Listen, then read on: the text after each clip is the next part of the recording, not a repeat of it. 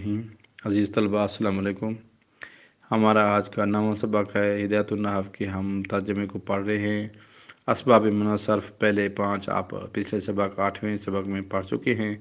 آج 9ویں سبق میں ہم اسباب منع صرف نمبر 6 جمع کے بارے میں، نمبر 7 ترکیب کے بارے میں، نمبر 8 الف نون زائدہ تان کے بارے میں، نمبر 9 وزن الفعل کے بارے میں پڑھیں گے۔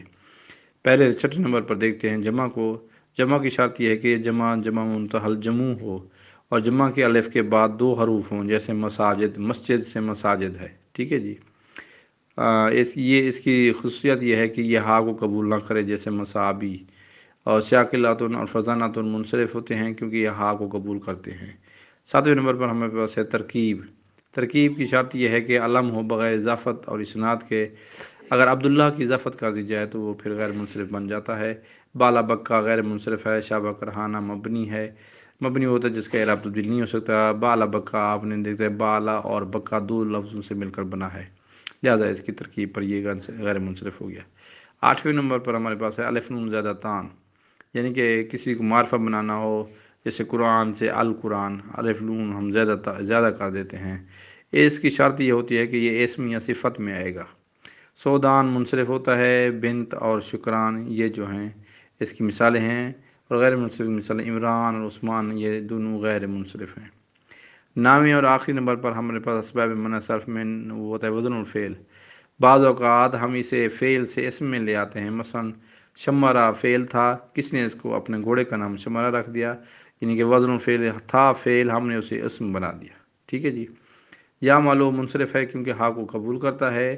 اسی طرح غیر منصرف میں نرجس، احمد، تغلب، لشکر غیر منصرف ہیں، یہ حروف عطین کی وجہ سے۔ حروف عطین آپ نے پڑھ چکے، حروف مضارع بھی ان کو کہا جاتا ہے، الف، تا، تے، یہ اور نون۔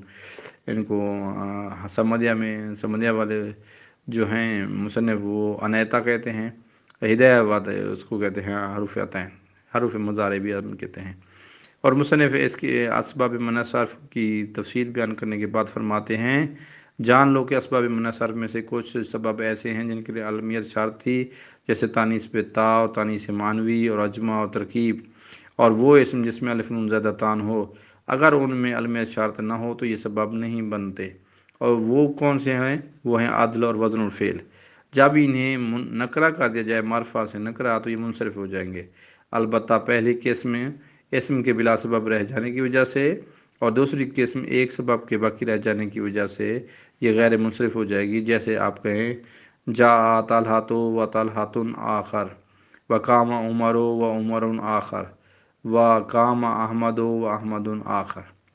پھر مزید فرماتے ہیں ہر وہ اسم جو غیر منصرف ہو، جب اس کی اضافت کر دی جائے تو اس پر الف لام داخل کر دیا جائے تو اس پر کسر آ جائے گا، جیسے مررت باحمدکم و بالاحمد۔ اب احمد ہم نے اس لیے پڑھا ہے کہ ہم نے اس پر کیا کر دیا ہے،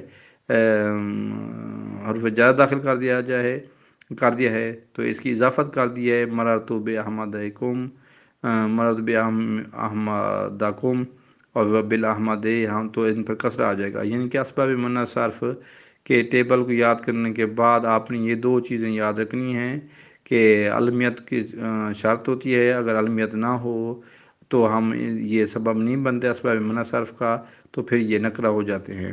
لیکن دوسری سبب یہ ہوتی ہے کہ اگر اسم جو اس کو غیر منصرف ہو، جب اس کی اضافت کر دی جائے یا اس پر الف لام داخل کر دیا جائے تو ہم اس پر کسرہ پڑھیں گے، جیسے مررت باحمدکم و بالاحمد۔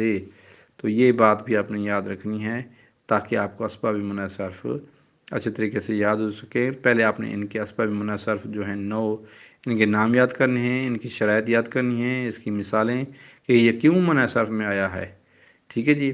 پھر اس کی مثال جو منصرف ہیں وہ مثالیں یاد کرنی ہیں، جو چیزیں اسی قسم میں جو غیر منصرف ہیں آخری ٹیبل کے آخری حصے میں جو ہیں ہم نے وہ بھی دیکھنی ہے۔